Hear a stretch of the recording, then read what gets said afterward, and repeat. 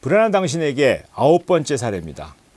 이분은 이제 부부 간의 힘든 것들을 이제 굉장히 말씀하셨어요. 그래서 결혼하고 아내하고 친가 문제로 점점 싸우고 서로 미워하고 부부 갈등이 너무 심해지고 뭐 거의 매일 싸우다시피 하셨답니다. 아내와 자기 어머니 사이의 어떤 갈등 때문에 도저히 할 수가 없고 중재도 안 되고 가장으로서의 역할도 좀 힘들고 본인 말씀에 의하면 며칠만이라도 사라지고 싶으셨대요. 그래가지고 이분이 횡성 사시는 분인데 구미까지 그 구미에 형이 있으셨답니다. 그래서 운전하고 가야지 하고 가서 막 속도를 하고 달리는데 운전하시다가 또 첫 발병을 겪으시는 분이 많이 있거든요.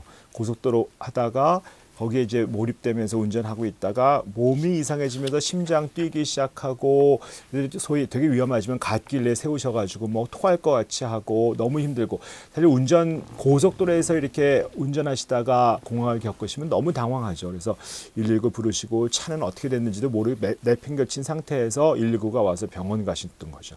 그래서 결국 이제 알아봤더니 이분도 공황장애 났던 겁니다. 그래서 치료해야 된다라고 했는데 결국은 이게 치료가 그렇게 쉽지가 않죠. 그래서 근데 뭐 술도 계속 드시면 또 술 드시고 공황이 올라오고 부부 사이 어떤 스트레스가 해결이 안 된 상태에서 이렇게 되다 보니까 너무 힘들고 또 그 와중에 또 아주 친한 친구가 돌아가셨대요. 그것도 힘들고 스트레스 너무 힘들고 부인하고 너무 힘들고 하여튼 그러면서 또 부인과의 스트레스에서 벗어나기 위해서 스킨스쿠버가 취미셨는데 거기에 매달리셨답니다.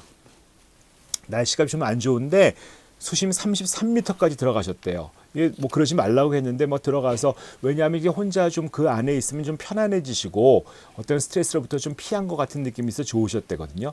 근데 그때 또 공항을 오신 거예요. 그래가지고 심장이 요동치면서 정말 스킨스쿠버 하고 있는데 공황이 오면 얼마나 끔찍하시겠어요. 그런 거를 저희 뭐 유튜브 같은 데 보면은 스킨스쿠버를 하시는 동안 공황이 오신 분을 촬영한 게 있는데 너무 두려워가지고 눈이 이렇게 커져가지고 나온 거 정말 인상적인 그런 어떤 장면도 있습니다.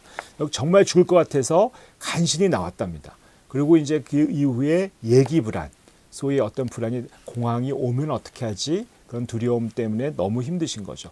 어디 가셔서도 이 예기 불안 때문에 어떤 공황이 올까봐 두려워서 자꾸 나가려고 하고 집도 이게 원래 7층이었는데 너무 힘드셔가지고 아래 낮은 층으로 내려가게 되고 고속도로 갈 때 높은 다리 갈 때 예기 불안 생기고 추락할 것 같고 그래서 결국은 어딜 가든지 그 사이 안 좋은 아내랑 동행할 수밖에 없었대요.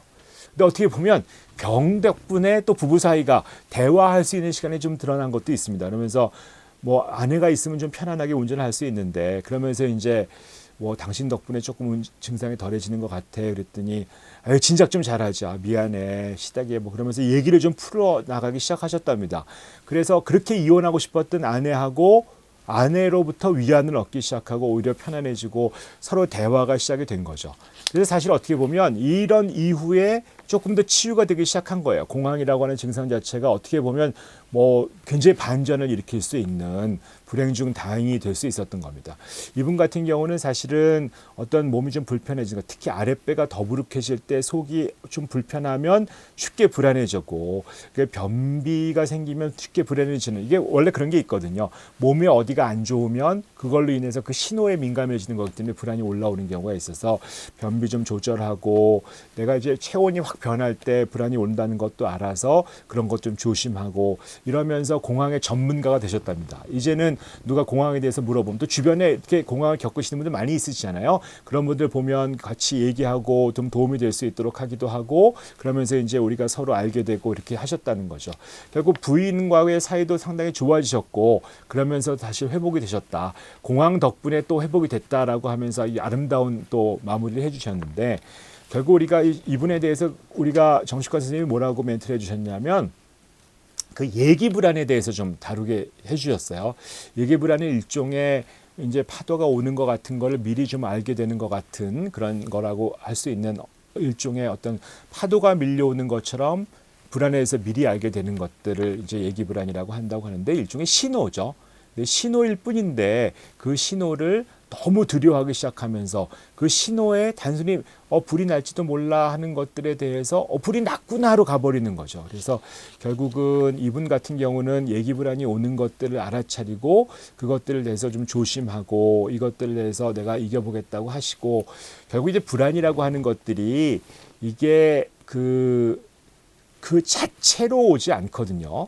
여러 가지 불안으로 같이 한꺼번에 오는 경우가 많이 있습니다.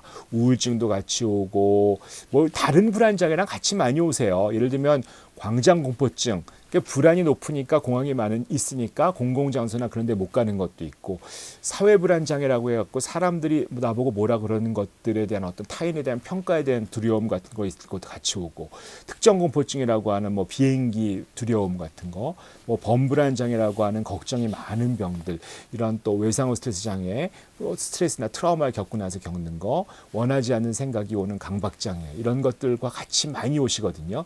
그래서 이제 공황장애 같은 것들은 다른 병들하고 같이 많이 오기 때문에 그런 것들이 여러 병하고 같이 올 수 있다는 것들을 잘 아시고, 그런 것들에 대해서 너무 놀라지 않고 두려워하지 않는 것, 예기 불안으로부터 좀 나를 스스로 지킬 줄 아는 힘이 생기시는 것들이 불안으로부터 좀 떨어지고 한 발짝 할 수 있는 것이고, 그거를 좀 글로 써보시면 좋다고 하고 있습니다. 그래서 어떤 내가 글로 내 감정을 그대로 겪지 마시고 그거를 글로 표현하면 한 발짝 떨어질 수 있고, 그래서 불안일기, 공황일기를 쓰는 것이 상당히 도움이 될 것이다 라고 말씀하고 권면하면서 좀 도움을 주시고 계십니다.